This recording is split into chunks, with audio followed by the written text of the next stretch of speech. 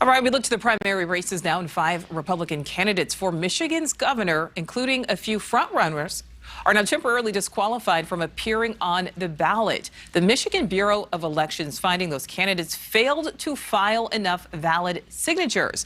And the race does have a crowded field. There are 10 Republicans running for the nomination. Some of the candidates now furious over how the state is handling this process.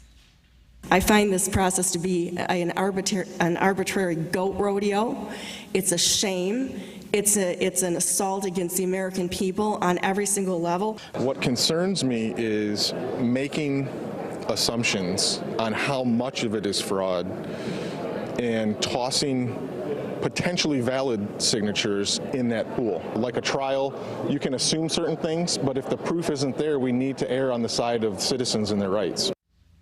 All right, so joining us now, national political reporter Julia Manchester from our partners at The Hill. Julia, good to see you.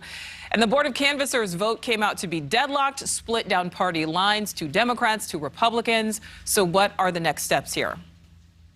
Well, this means that as of now, none of these Republican candidates that were essentially disqualified due to these fraudulent signatures will be able to appear on the ballot, but they do have some options. This will likely go to Michigan State Supreme Court, or these candidates have the ability to appeal and go to Michigan's Court of Appeals. But I will say, Nichole, time is of the essence at this point. We know that Michigan's primary is on August 2nd, which seems a while away, but we have to remember there is early voting and mail-in voting, and ballots need to be finalized by June 3rd. So I think you're going to see really a mad scramble among a lot of these candidates to try to get their names on the ballot as soon as possible. You know, so many times when, various situations happen, it gives us a chance to kind of learn for the future. So how could the court's decision potentially impact how future candidates actually get on ballots?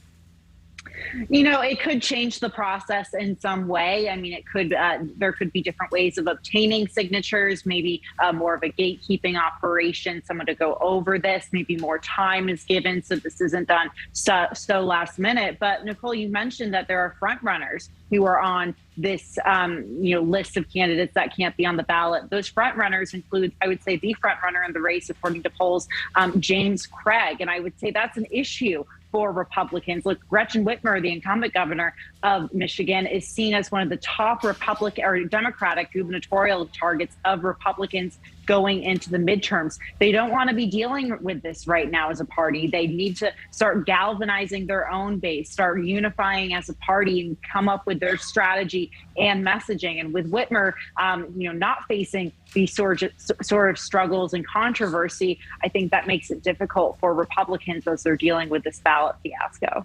All right, so I'm sure we're going to continue now talking about Michigan, a state we have been talking about, Pennsylvania, still talking about Pennsylvania. What is the latest in the Pennsylvania Senate race? Well, that race is going to a recount right now. So we will hear in the coming days, maybe coming weeks, who came out on top. It seems like from sources I've been talking to that the general consensus is it will be Mehmet Oz. We know that he held a slight lead. However, we do know that recounts have delivered different results. So it will definitely be a nail biter. But once again, like Michigan, with the delay and this, getting the primary kick started, I think you're going to see a concern among Republicans, or maybe a slight concern among Republicans, that they have not been able to unify at this point. They're divided between McCormick and Oz, and they were divided throughout the primary between those 2 candidates, including Kathy Barnett. So, right as they hear this front runner, I would think that the Republicans would want to be unified as soon as possible, because they are going up against Lieutenant Governor John Fetterman, someone who has a very good fundraising base, a grassroots base that's very successful. So it's going to be another tight one. Michigan and Pennsylvania, 2 of my favorite seats to watch in the midterms, because they're going to be crucial, I think. All right, Julia Manchester from our partners at The Hill. Thank you. We'll still head on Rush Hour. Thank you for watching. Click the red subscribe button below so you can get more of NewsNation's fact-driven, unbiased coverage.